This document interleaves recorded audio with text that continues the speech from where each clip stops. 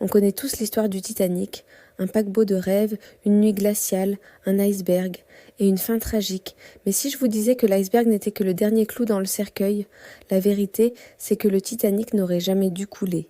Et dans cette vidéo, on va déterrer les secrets que l'histoire a tenté d'ensevelir. Le mythe du navire insubmersible s'est brisé en quelques heures, mais les fissures, elles, étaient là depuis le début. Littéralement. Imaginez ceci, nous sommes dans les années 2000 et des scientifiques passent un morceau de l'acier de la coque du Titanic. Résultat, l'acier devient cassant comme du verre à une température de moins 2 degrés Celsius. C'était la température de l'eau cette nuit-là. Au lieu de se plier sous l'impact, la coque s'est fracturée. Mais ce n'est pas tout. Ce qui maintenait ces plaques d'acier ensemble, c'était des millions de rivets.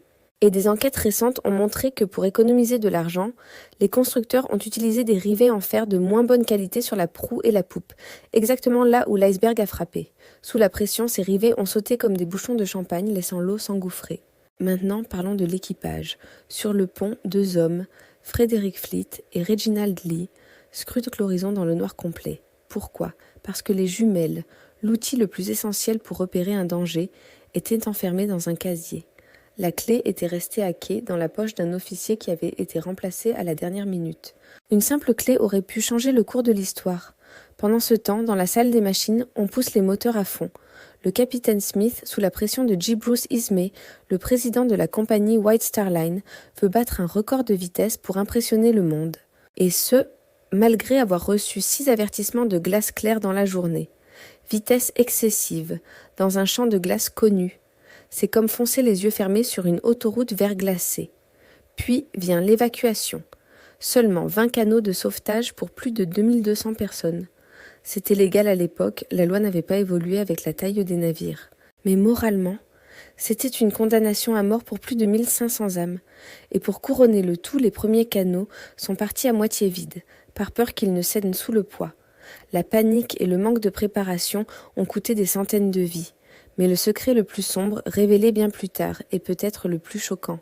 Depuis des jours, avant même que le Titanic ne quitte le port, un feu brûlait secrètement dans la soute à charbon numéro 6.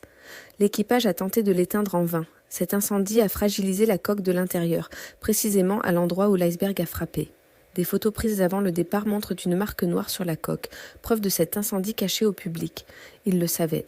En assemblant toutes ces pièces, le puzzle est terrifiant.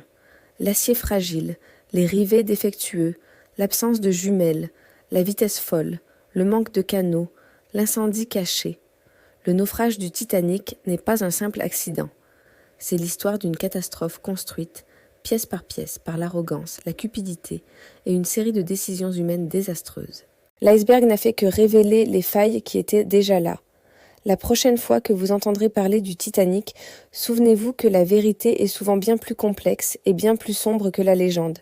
Si cette enquête vous a plu et que vous voulez découvrir d'autres vérités cachées derrière les grands événements de l'histoire, abonnez-vous et activez la cloche. La vérité n'attend que d'être découverte. Merci d'avoir regardé et à très bientôt pour une nouvelle plongée dans l'histoire.